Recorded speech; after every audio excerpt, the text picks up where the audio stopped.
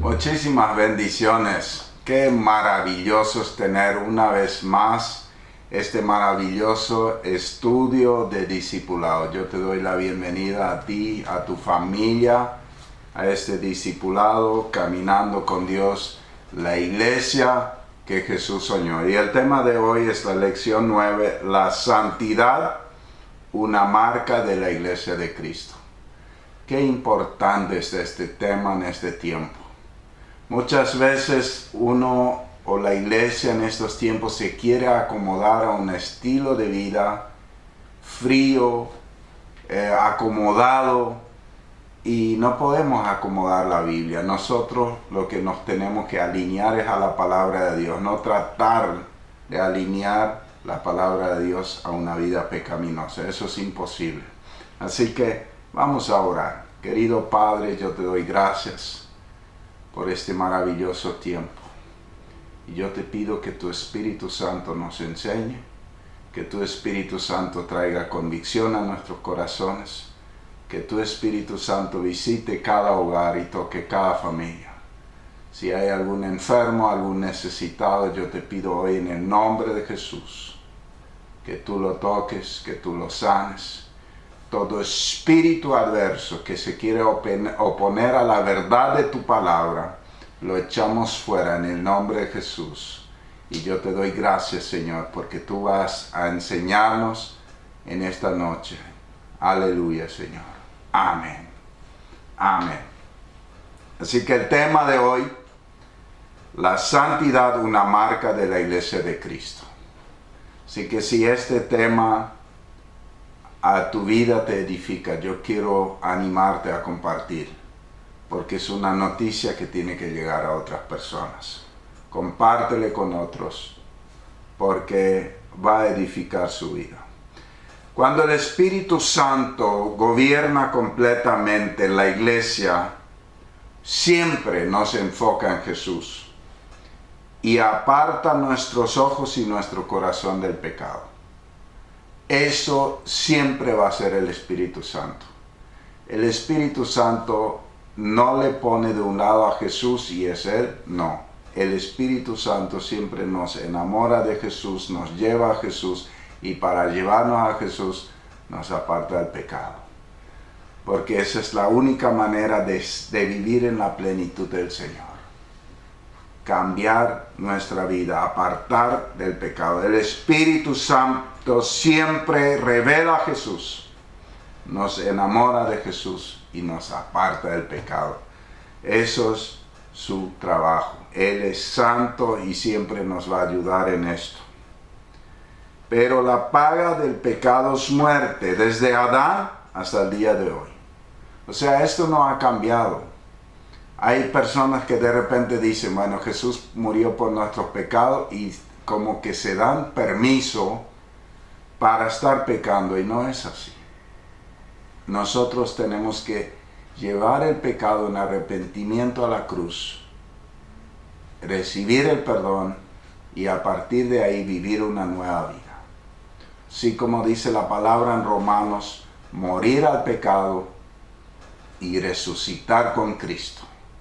Morir a una vida pecaminosa y resucitar a una vida en obediencia a Cristo. Eso es la iglesia que Jesús diseñó, y es la iglesia que Jesús va a venir a buscar. Y lo creemos que va a ser dentro de muy poco tiempo. Lo que pasa es que la muerte no siempre es visible instantáneamente, pero tarde o temprano se manifestará. O sea, Adán y Eva, cuando yo era niño, yo dije, ¿cómo es esto? Adán y Eva no murieron. Comieron del fruto, Dios había dicho que iban a morir, pero no murieron. Y yo dije, ¿qué pasó ahí? Y muchas veces pensé eso, pero después entendí. En primer lugar, murieron espiritualmente ese día. Fueron separados de Dios, que es la peor muerte. Y después también murieron físicamente. si ellos no hubieran comido de este fruto, si ellos no hubieran pecado, jamás hubieran muerto. La muerte entró con el pecado y sigue siendo mortal el pecado. Es la enfermedad más mortal, es el pecado, y al pecado es lo que tenemos que temerle. Y no es que Satanás es tan fuerte que nos puede vencer. Si nosotros nos sometemos a Dios, no necesitamos pecar. Someteos a Dios y resistid al diablo y él tiene que huir. Porque es Dios el que es más fuerte y ya lo venció a Satanás.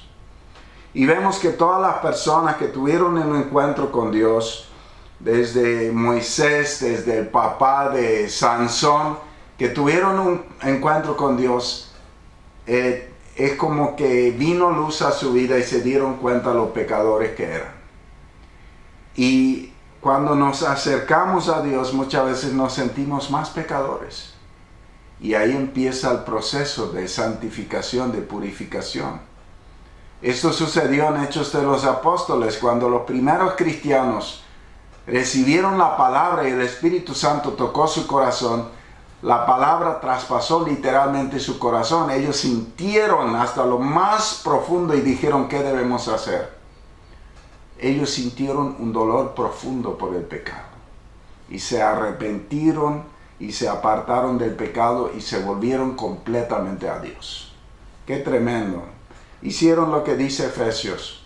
Se quitaron el ropaje de la naturaleza pecaminosa y se pusieron el ropaje de la nueva naturaleza en justicia y santidad. ¡Qué maravilloso! Isaías, cuando tuvo un encuentro con Dios, dice la palabra: ¡ay de mí, estoy muerto, porque soy hombre pecador y mis ojos han visto a Dios! Pero el Señor lo purificó y lo llamó al ministerio profético. Y fue el profeta más grande que ha habido en la Biblia. Así que fue purificado, tuvo un encuentro con Dios, tuvo un cara a cara con Dios y fue santificado, y a partir de ese día estuvo listo para servir al Señor. También el pueblo de Israel, que estaba consciente de que el pecado y la santidad de Dios no pueden ir juntos. Por eso le dijeron a Moisés: habla tú con el Señor. Ellos, en vez de dejar sus pecados, prefirieron mantenerse lejos del Señor. Y eso es muchas veces el problema. Yo muchas veces me pregunté, ¿por qué en el monte Sinaí, cuando Dios en un primer momento quiso hablar con todo el pueblo le empujó a Moisés y le dijo: anda vos a hablar con Dios? Y ellos, como se retiraron más, tuvieron miedo. ¿De qué tuvieron miedo? Y uno de los profetas menores lo revela, porque ellos llevaban entre sus ropas al dios Moloch, a la diosa Acera, ídolos abominables a los ojos de Dios. O sea, eso describe que ellos tenían pecados ocultos. Ellos seguían viviendo una doble vida. Por un lado estaban bajo la nube de la presencia de Dios, estaban siendo guiados por el Espíritu de Dios, pero por otro lado seguían ahí en su idolatría, seguían ahí en sus pecados. Por eso no querían acercarse a Dios. Ellos nunca se acercaban a la tienda de encuentro con Dios. Josué dice que permanecía ahí adentro y fue después el gran líder que tuvo tantos milagros en su vida. O sea, siempre ha habido ese problema, el pecado. En la gente muchas veces, en vez de confesar su pecado y apartarse del pecado, se aparta de Dios. Se aparta del lugar donde su presencia se manifiesta. Por eso muchas veces la gente se va de la iglesia e inventa una historia para justificar el por qué no viene más. Pero muchísimas veces el problema es el sentimiento de culpa, el saber que está viviendo en pecado y no querer confrontarse a sí mismo con esa realidad y dejar de practicarlo, se van del lugar donde podrían recibir sanidad de esa situación, porque Dios es bueno, Dios es grande en misericordia y Dios quiere perdonarnos. Y hay muchos que necesitan ayuda y tenemos que pedir ayuda para poder superar lo que estamos luchando. El pueblo de Israel siempre lo ocultó y eso al final les fue para muerte. Otro ejemplo tan radical es Judas, el discípulo de Jesús, que nunca dejó de ser ladrón. ¿Qué le llevó a ser ladrón? La codicia. Él amaba más al dinero que a Dios. Y él habrá tenido muchas oportunidades. Y yo me imagino que él a veces habrá pensado, yo debería hablar con Jesús sobre mi problema. Debería decirle y pedirle que me ayude a ser libre. Pero probablemente nunca lo hizo, porque si lo hubiera hecho, Jesús le hubiera ayudado. Pero él siguió amando ese pecado y ese pecado le llevó a la muerte y a la destrucción eterna. Y yo creo que eso necesitamos entender. Aunque era uno de los 12 apóstoles, por no sacar un pecado de su vida, ese pecado le llevó a la destrucción. El rey Saúl tenía dos problemas principales. Uno era el temor a los hombres más que a Dios, y lo segundo era que él siempre justificaba sus errores. En vez de reconocer sus pecados, él siempre trataba de argumentar que él había hecho lo correcto. Cuando Dios le mandó que él debería erradicar a los amalecitas, él dejó a algunos con vida. Dejó a algunos animales con vida. En contra de la orden de Dios. Y después le explica al profeta el por qué. Como tratando de explicarle al profeta que él tenía mejores ideas que Dios. Que él había traído algunos animales para el sacrificio, que los generales le habían presionado y todo esto. Pero a mí me llamó la atención hace unos años cuando volví a leer la Biblia. Nunca me había llamado la atención eso. Cuando en el segundo libro de Samuel, capítulo 1, viene un hombre a traerle la noticia al rey David, que todavía no era rey, que Saúl había muerto. Entonces le cuenta la historia este muchacho, le dice, yo le encontré a Saúl herido y me pidió que le mate, yo le maté. Y David le preguntó, ¿y tú quién eres? Y él le dijo, yo soy amalecito. Cuando yo leí eso, se me traspasó el corazón.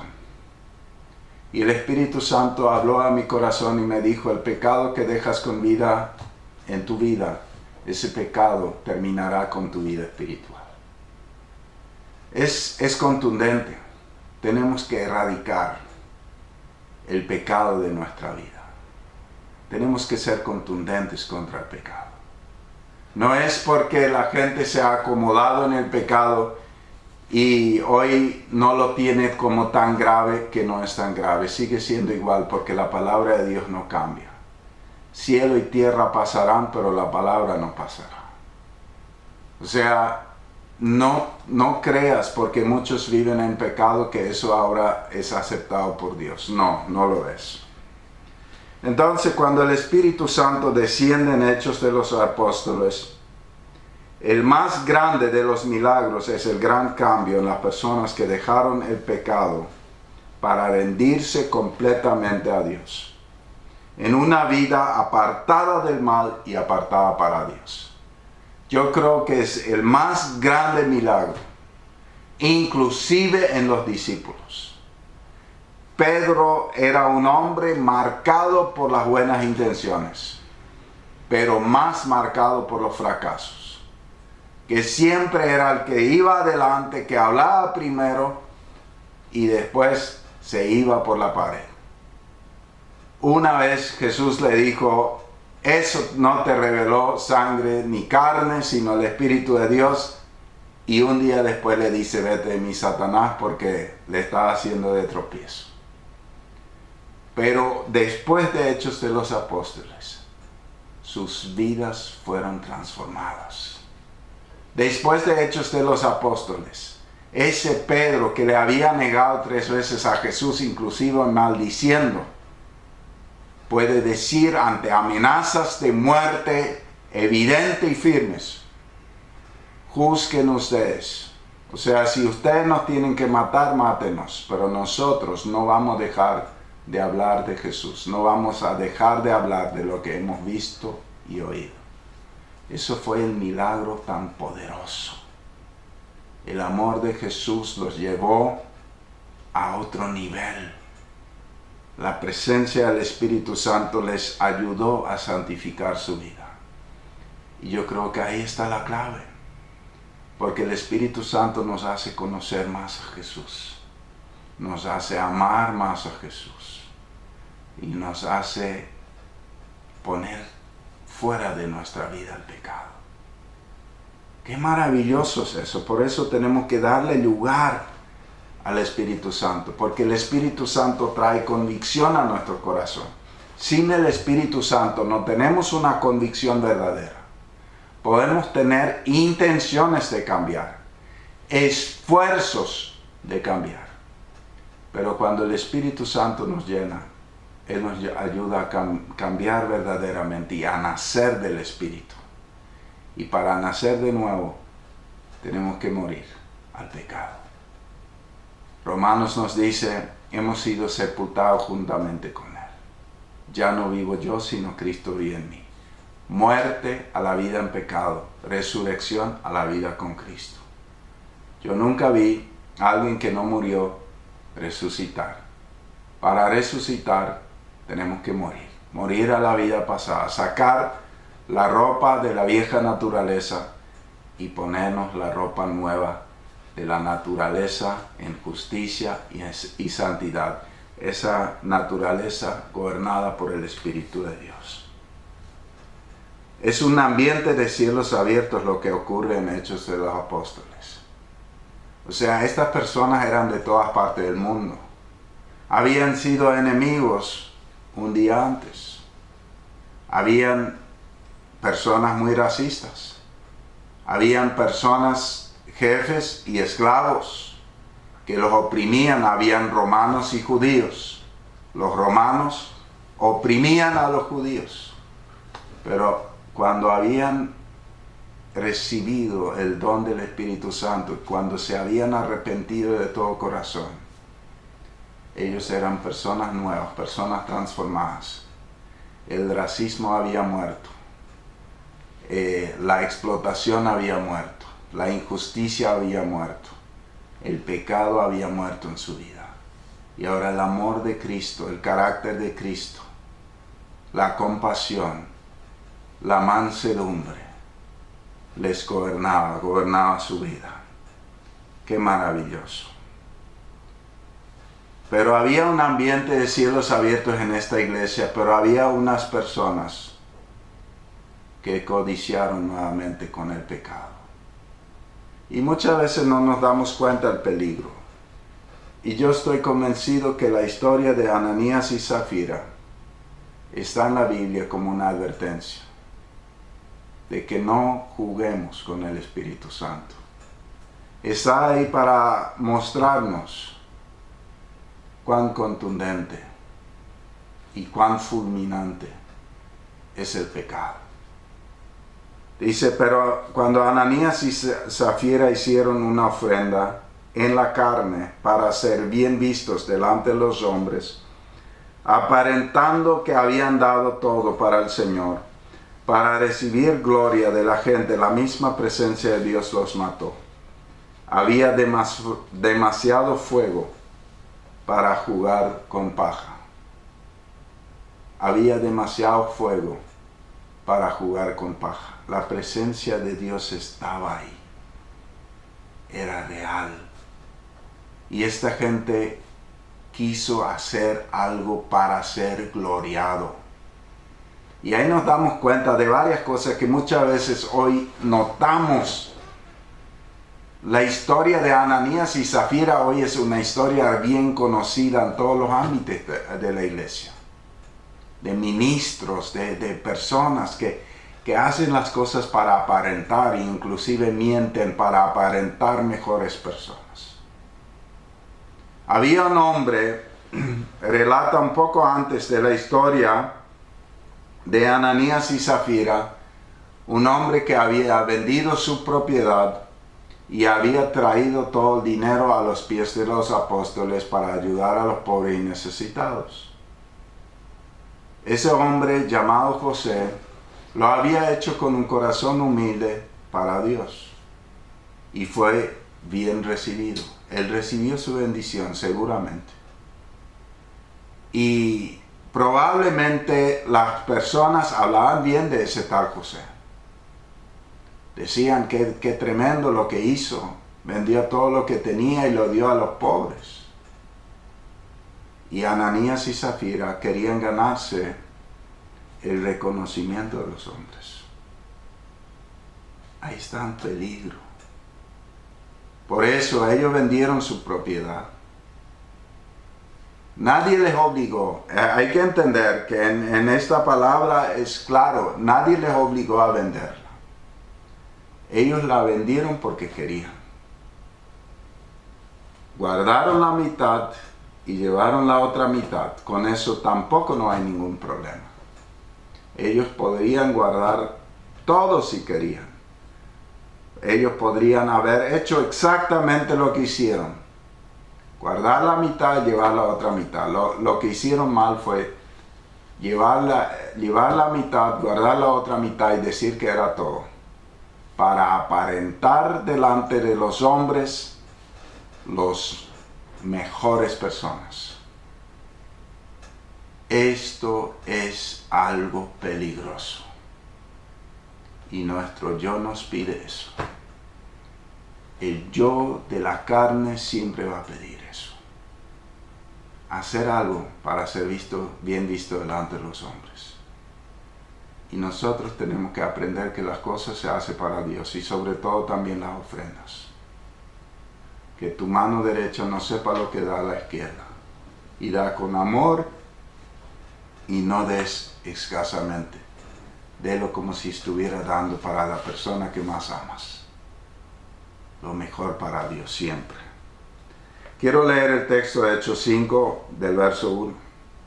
Un hombre llamado Ananías también vendió una propiedad en complicidad con su esposa Zafira. Se quedó con parte del dinero y puso el resto a disposición de los apóstoles. Ananías le reclamó a Pedro, ¿cómo es posible que Satanás haya llenado tu corazón para que le mintieras al Espíritu Santo y te quedaras con parte del dinero que recibiste por el terreno? ¿Acaso no era tuyo antes de venderlo?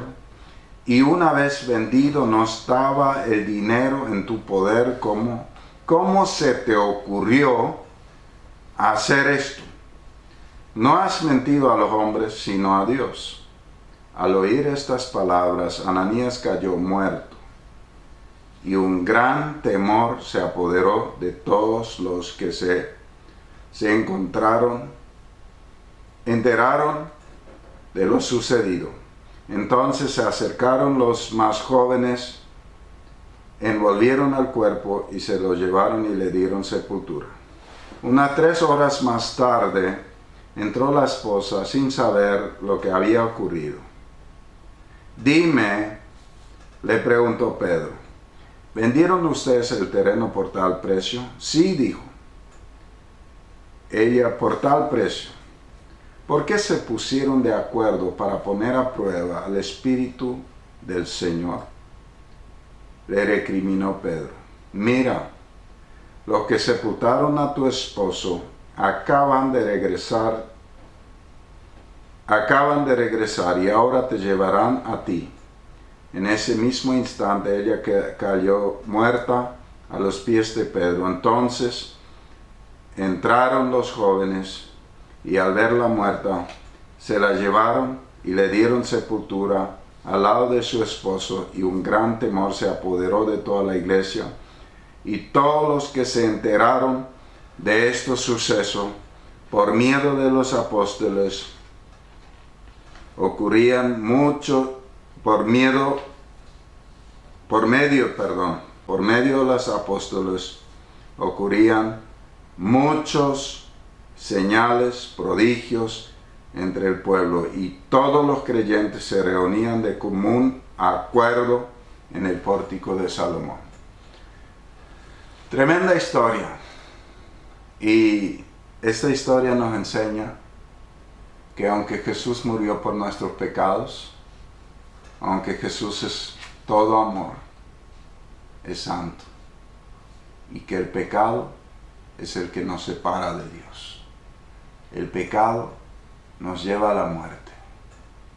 El pecado es pecado. Y acá este es un pecado latinoamericano, la mentirita. Uno de los preferidos. ¿Qué es una pequeña mentira? Hay muchos que justifican su mentira. Acá vemos que por una pequeña mentira murieron un matrimonio. Por querer recibir la gloria de los hombres, antes que preferir hacer bien las cosas y recibir la gloria de nuestro Dios amado y todopoderoso. Lo que me llama la atención, que aparentemente este pecado podría haber sido como el pecado de Acán. Los que se acuerdan en el Antiguo Testamento cuando Josué había derrotado a Jericó y era tan grande todo lo que estaba pasando, y Dios estaba en medio de ellos y se manifestaba con tal poder y milagros, Acán también codició. O sea, todo esto tiene que ver con codicia, con infidelidad con el dinero. O sea, nos damos cuenta que esto es un tema tenaz, un tema fuerte en el corazón de las personas, y todos tenemos que cuidar ahí. Acán había codiciado y Dios había dicho: nada del oro, de la plata ni de los vestidos lleven para ustedes. El oro y la plata va para el cofre del Señor y las otras cosas serán destruidas. Acán trajo a su casa oro, plata, vestidos preciosos, los enterró, nadie supo. Vino una gran derrota. Los israelitas perdieron, estaban desanimados, Josué en el suelo, no sabía qué hacer, estaba con mucho miedo que ahora iban a venir los enemigos encima de ellos, y Dios le dice: ustedes han pecado, yo me aparté de ustedes, ya no estoy yendo con ustedes, por eso perdieron. Y comparado a esas dos historias, si Ananías y Zafira no morían, quizás el pecado tomaba lugar en la iglesia y paraba a moverse el Espíritu Santo.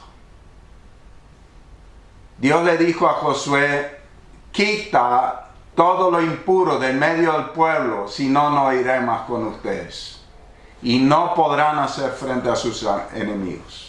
Y Josué obedeció, sacó a Acán y su familia y fueron apedreados fuera del campamento.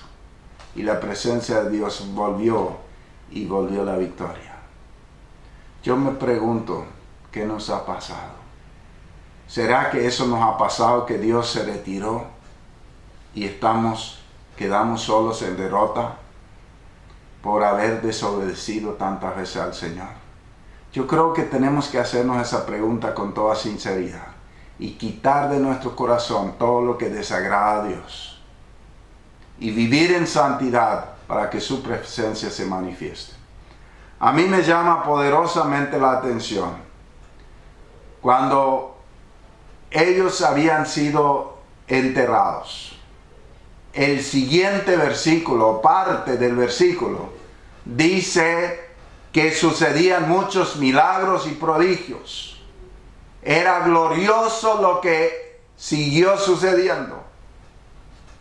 O sea, era una parte difícil, pero posteriormente la gloria de Dios se volvió a manifestar. Ananías y Zafira se destruyeron por querer la gloria de los hombres, se destruyeron por una mentira. Ananías y Zafira decidieron mentir. Era su campo. Pedro le dijo, era su campo. Ustedes podían hacer con el dinero que querían. Y después de haberlo vendido, era su dinero. Ustedes no necesitaban dar el 100% ni el 50%. Ustedes decidieron. ¿Cuál fue el gran pecado? Haber mentido. Y el objetivo de la mentira era gloria de los hombres. Era ser bien visto en la sociedad. Y ahí hay un tema muy, muy fuerte. No había temor de Dios en ellos. Había oscuridad en su corazón. Porque ellos no temieron mentir a Dios. Pero en su corazón le era muy importante el aplauso de los hombres. Y yo me pregunto a mí en primer lugar, y te pregunto a ti, ¿qué te importa a ti? ¿Quedar bien con Dios o quedar bien con todo el mundo? Ahora que estamos vivos, tenemos la oportunidad de arrepentirnos, realmente rendir nuestro corazón al Señor y caminar en santidad. Y la gloria de Dios se va a manifestar también en nuestra vida. O sea, ¿qué había en su corazón para mentir al Espíritu Santo? Probablemente el deseo de recibir el reconocimiento de los hombres. Y me pregunto, ¿cuántos de nosotros ya hubiéramos muerto por hechos similares? Ese relato nos enseña que con Dios no se juega. Está en la Biblia como una advertencia para nosotros. Dios no tolera el pecado. ¿Cuántas personas en la iglesia de hoy están muertas espiritualmente, enterradas por cosas similares? Solo por un profundo arrepentimiento, el Señor las resucitará espiritualmente. Y eso depende de nosotros. Estamos a una decisión de cambiar el rumbo de nuestra vida. Algún día todos nos vamos a encontrar con ese Dios Santo. Y si no ordenamos nuestra vida, ahí nos va a ir mal. Dice Hebreos 12:14, busquen la paz con todos y la santidad, sin la cual nadie verá al Señor. Busquen la paz con todos y la santidad. Santidad significa apartado del pecado y apartado para Dios. Sin la santidad, sin esa santidad, nadie verá al Señor. Este texto nos dice que sin santidad nadie verá al Señor. La iglesia de hoy necesita santificarse. Si no, no verá al Señor. Esta palabra es bien fuerte, bien contundente, pero vemos que es un punto para mostrarnos también una parte de la primera iglesia que es importante. Y nos preguntamos por qué había tantos milagros. Si nos preguntamos por qué la gloria de Dios vivía ahí, por qué el Espíritu Santo realmente, literalmente vivía ahí, es porque se mantenían apartados del pecado. Y cuando hubo alguien que viviera así, voluntariamente en pecado, fue fulminante para él. O sea, yo creo que es una tremenda enseñanza que nos enseña un montón de cosas y que nos exhorta. Vamos a orar. Querido Padre, yo te doy gracias por tu bondad. Tú eres bueno, tú eres misericordioso. Y yo te pido que hoy por tu Espíritu alumbres nuestro corazón, y si hay cosas, si hay pecados ahí que no te agradan, Señor. Ningún pecado te agrada. Ayúdanos realmente a ser libres de eso. Te pedimos perdón, límpianos. santifica tu iglesia. Yo me doy cuenta que todo lo que sucedía en la primera iglesia es porque había santidad. Porque en medio de la santidad fluye tu presencia, fluye tu espíritu. Ahí hay libertad para hacer milagros, prodigios. Señor, yo te pido perdón como pastor por haber permitido tanto pecado en la iglesia. Y ayúdanos a ser radicales. Ayúdanos a ayudar a las personas a apartarse del pecado y vivir para ti. En el nombre de Jesús. Amén. Amén. Quiero animarte realmente a revisar tu corazón y al mismo tiempo también compartir esta palabra con otras personas. Porque yo estoy convencido que el Señor quiere hacer lo mismo que hizo en Hechos de los Apóstoles. Quiere moverse con poder en medio nuestro. Y cada vez estoy más convencido que el mayor estorbo es la incredulidad y el pecado que se permite en la vida de los creyentes. Necesitamos ser radicales. Dios te bendiga.